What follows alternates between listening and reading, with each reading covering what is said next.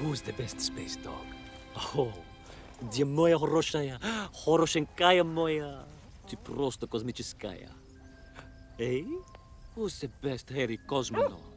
It is indeed a lovely sunset, and it reminds me of the skies of Peru. I didn't? I never told you about the wonderful Sky City?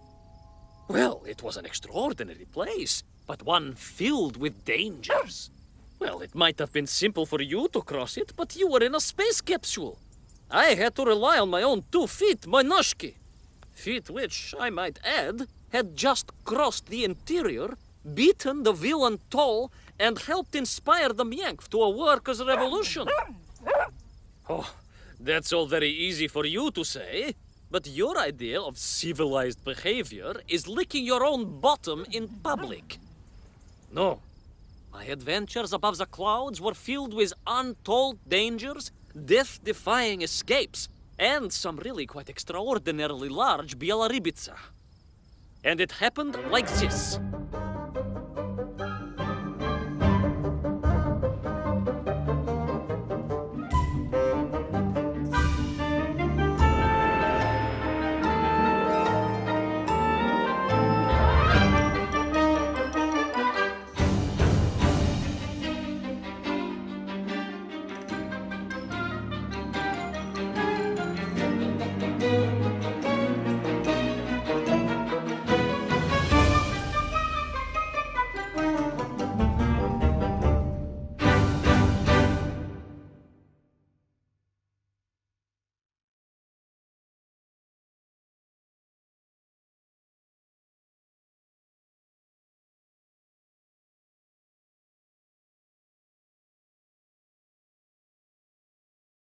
Weeks had passed since I left Plutonia, and one evening, exhausted, I simply fell asleep at the foot of a strange windmill.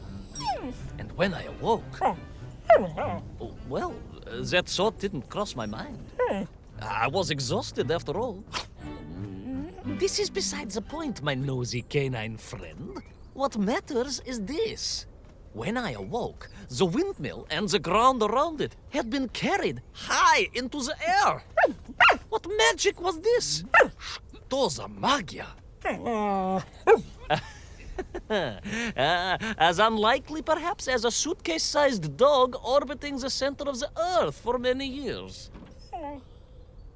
Quite.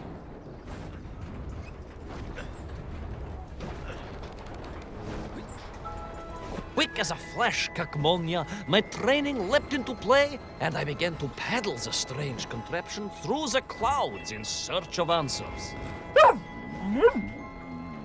It is entirely possible that a miller who owns a windmill capable of levitating high into the air may also own a flying machine. Oh, now you're just being silly. May I continue my recounting of how I sailed over the sky gardens towards the mystical city of Peru? Oh, I must, my moi ushati drug. I must.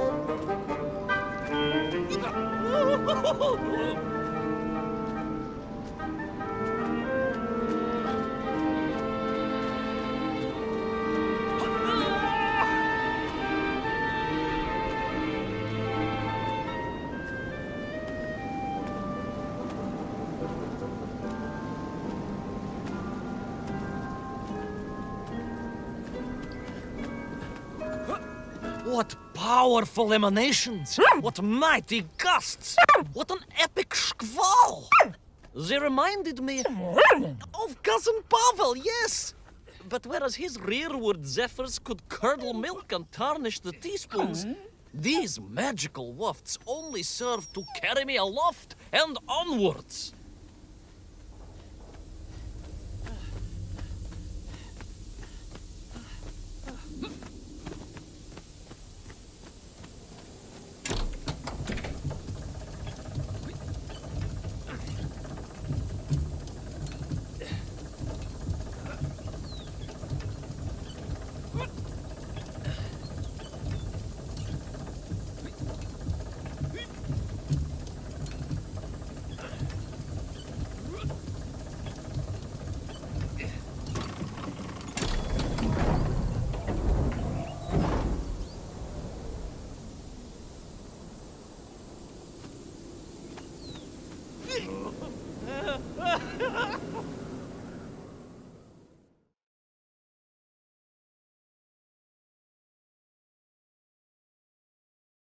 But something was afoot in the gardens of Perun.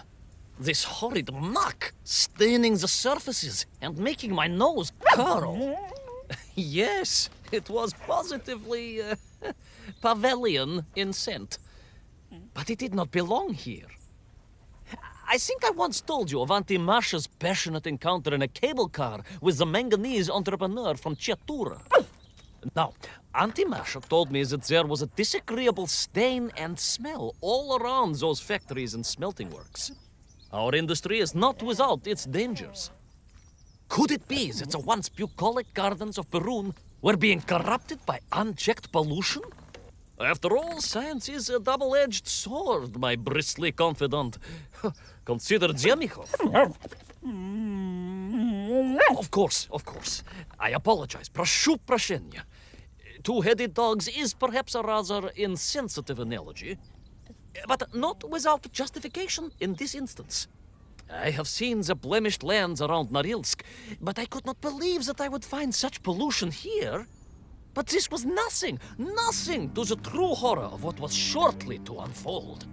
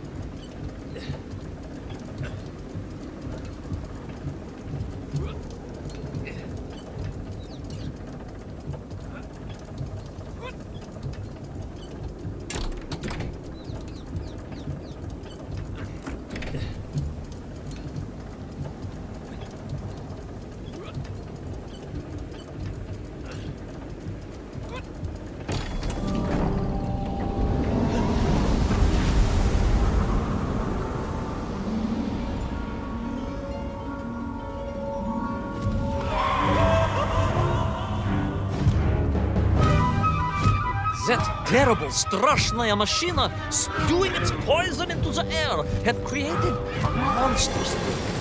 A being. A malignant spoiler of the noble and pure. And it had taken on the form of its prey. Well, of course. No, конечно, I was the prey. The citizens of Perun had clearly long since fled the evilly sentient Smog, but I inadvertently wandered into its lair. Oh, I know. Misfortune seemed to dog... Oh, sorry, I do apologize. To follow my every footstep. But no time to ponder, no time to bemoan the hand that fate had dealt me. No, all that was on my mind was escape, конечно.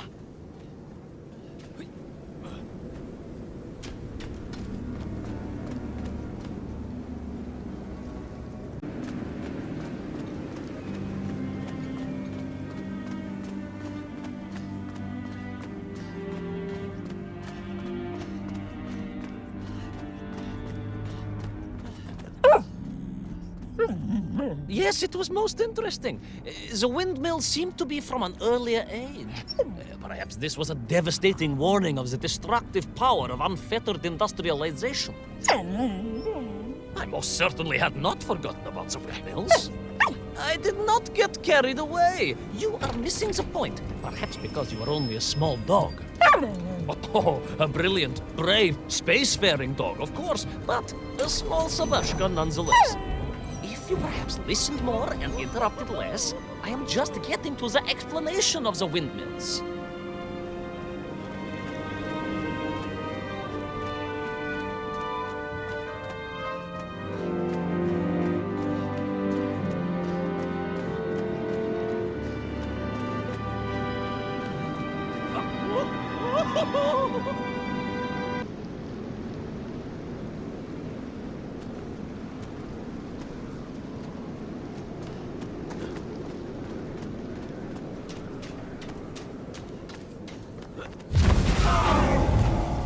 My stinking nemesis was back.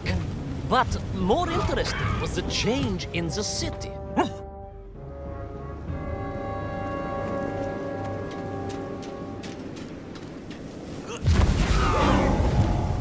My stinking nemesis was back. But more interesting was the change in the city. The windmills were fading out, clearly obsoleted, mothballed, relics. Instead, a sense of an obsession with power was apparent. Vast engines, terrible machines, ever hungry and reliant on the rapid consumption of fuel, the production of toxic fumes and choking gases. Pride, my pushisti compadre, pride, ambitia, ambition, the dark side of science. Zemechov's had too many. Don't be ridiculous, dog. Only a Durak with the intellectual capacity of a ringworm would think windmills are in any way harmful.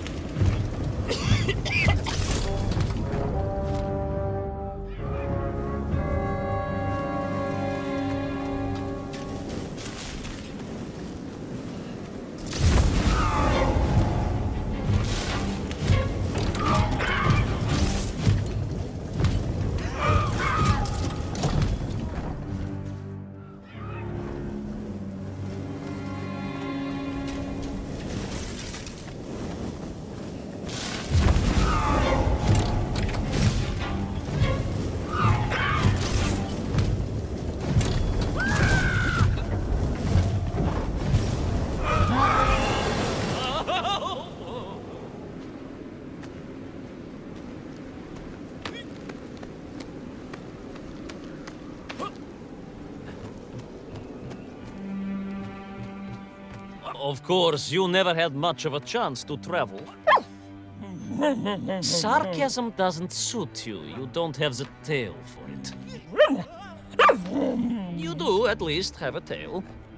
Mind you, family gossip maintained that so did Uncle Rabliem. Although it was apparently little more than a stub, and a source of considerable discomfort and social anxiety for him.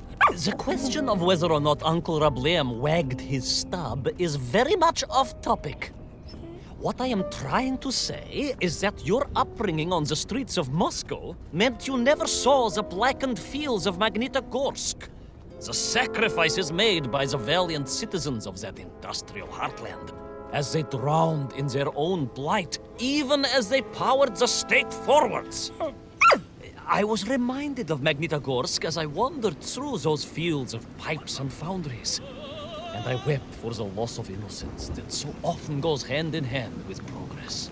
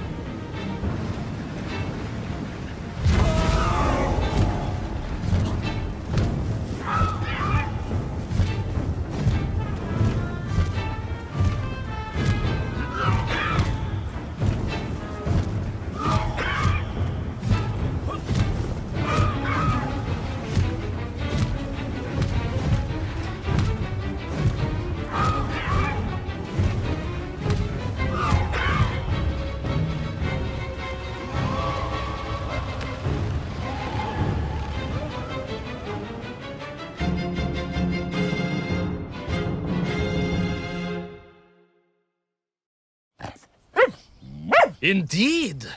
I just evaded the slimy, oily grasp of that man-made Vadzinoi, his petroleum stink clogging my nostrils and making my head thump. And I felt a great stirring within me. Yes, much like I assume Cousin Pavel. May he never get loose again. But no, quite different. This was no volcanic upbubbling of gastric malintent. No, it was the roaring fires of justice once more ignited within me. I felt a swell of patriotic fervor and knew the hand of destiny had fallen on me once more. Yes, what a hand it was! I could not see this great wonder sink into an abyss of poison and bile. The Perunians may have been forced to abandon their city, but I had saved the world once before and was ready to answer the call again.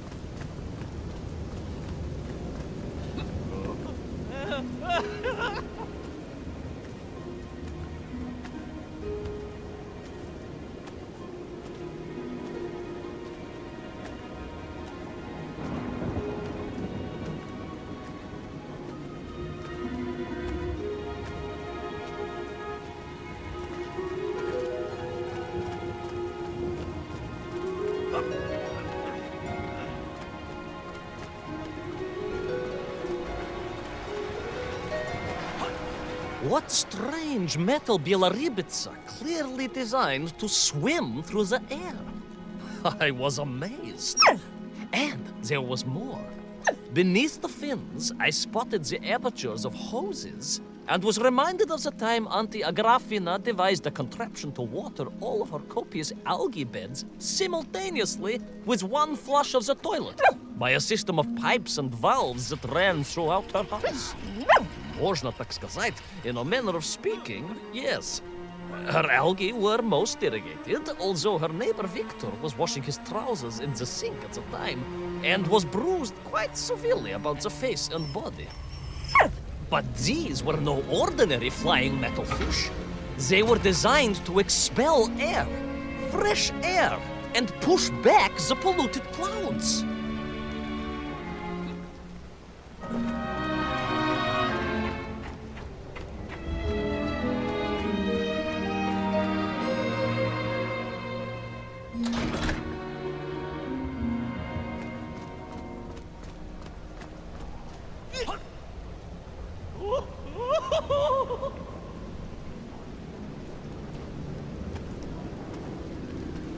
There is, of course, a fine tradition of looking to nature to solve problems of a scientific or military persuasion. Yes, as you well know. My nephew, Sergei... Yes, the very same. Poor lad with his dermatological eruptions. Well, Sergei was stationed recently at Kazachya Buchta, where dolphins... dolphins were being trained as brilliant aquatic agents of socialism. Why not then be inspired by marine life? Why, there is a fish, I have heard, that can shoot jets of water from beneath the surface to knock its prey off little tiny twigs and into its mouth. If you were to tell the average mushroom sheriff that a dog would orbit the Earth, I suspect you would receive a similarly sneering response. No, that is because you are a small, hairy hound of uncertain parentage. I, on the other hand, am a cosmonaut, the product of many months of training, and I realized the answer to pollution was here all along. The Perunians, tragically, had simply never had time to finish their fleet. If only I could find a working, flying fish. If only. If only. Yes. If only.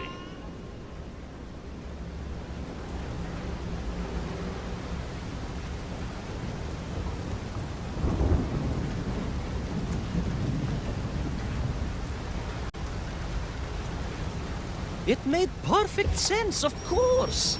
The poisonous Tuhata that engulfed Perun was like a nasty cold. And you know what to do with a cold to rid yourself of it. You may not get colds, but nor can you operate pea-shelling machinery. So, don't get ideas above your station. We humans, on the other hand, may produce up to 16 million perfectly unshelled peas in an average shift. But we are martyrs to our sinuses.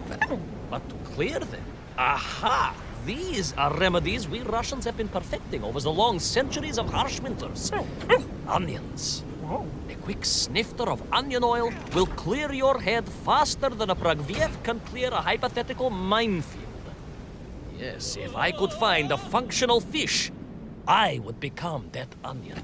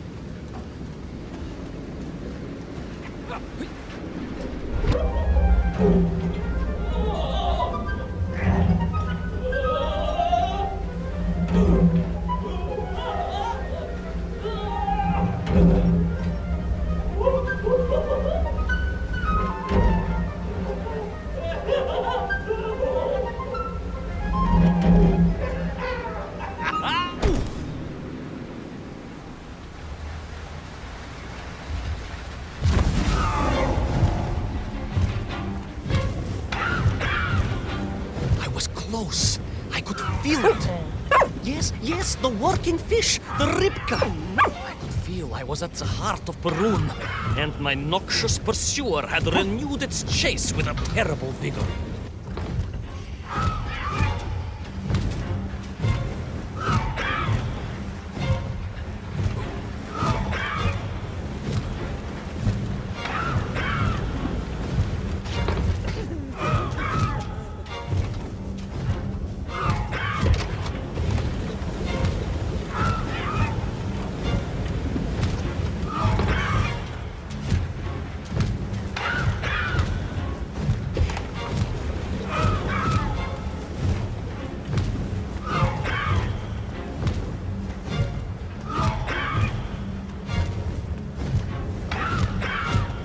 Not far now. I just had to keep going, keep pushing. It's almost as if you knew, Pavel. Uncanny. How about it?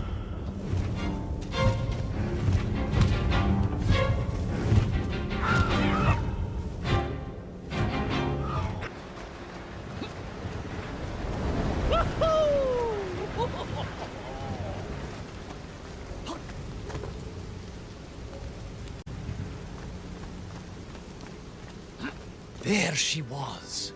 A beautiful sight. Her scales shimmering in the sunlight. Her fins poised for action.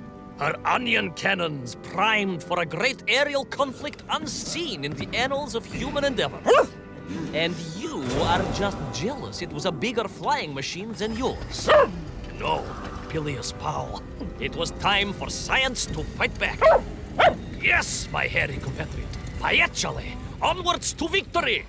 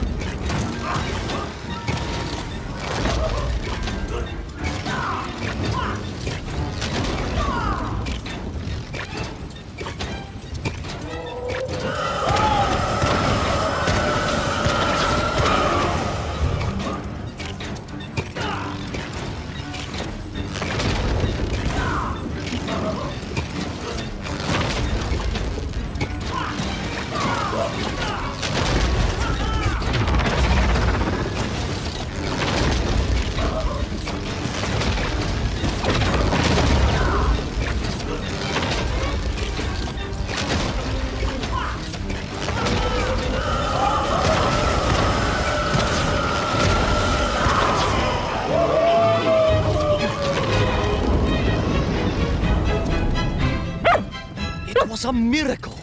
I found myself swooping through beautiful clear skies, the strange interior sunlight gleaming on the sides of my fishy vessel. I heard birds clear their little throats and begin their wondrous gvalt, the wind gently humming on the fins. And then, all of a sudden, under it all, well, you see, in my hurry, it didn't even occur to me to check how much fuel was carried in the strange craft. With a horrible splutter, the engines choked and died. And suddenly we were plummeting downwards towards our doom.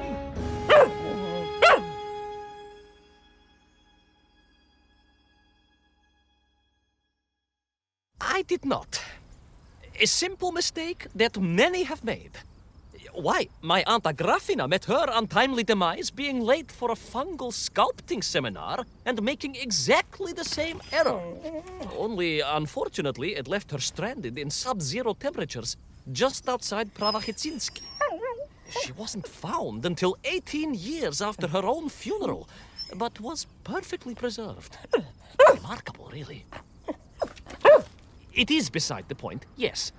So, there I was. My fabulous ship had become a terrible prison. I was hurtling to my almost certain death. My triumph turned to tragedy. But then... well, you know what happened next. Even so, moi magnati drug, that is a story for another time. A most extraordinary story, of course, filled with dangers and wonders, and canals, and invasions, and strange doorways to other worlds. But perhaps too long a story for now. Yes, indeed, my canine tavarish. Time for soup. Auntie Agrafina's famous borscht. Coming? You know, I think you really did have the happier time in Peru. The benefits of being a suitcase-sized dog in a little space machine, perhaps. Yes, the correct term is indeed capsule, as I told the general once. Why, a letter just the other week. He's thinking of retiring, he says. Yes, and moving to Bashkiria to nurture bees. Bees? Surprised me too. I thought if animal husbandry was to be his passion, it would be a large, manly animal like elk, or bears, or a caban. Perhaps the bees he is thinking of are particularly militaristic. Or stingy, yes. Did you want bread with your soup? In which case, there's half a tin of old beef you could also finish. Somewhat gray, but I'm sure it won't taste awful. Yes, my four-legged associate. Now, did I ever tell you the story of when Uncle Rablien got his stub ensnared in the seat of a wicker chair in the finest fish restaurant in the whole of Taliatsia?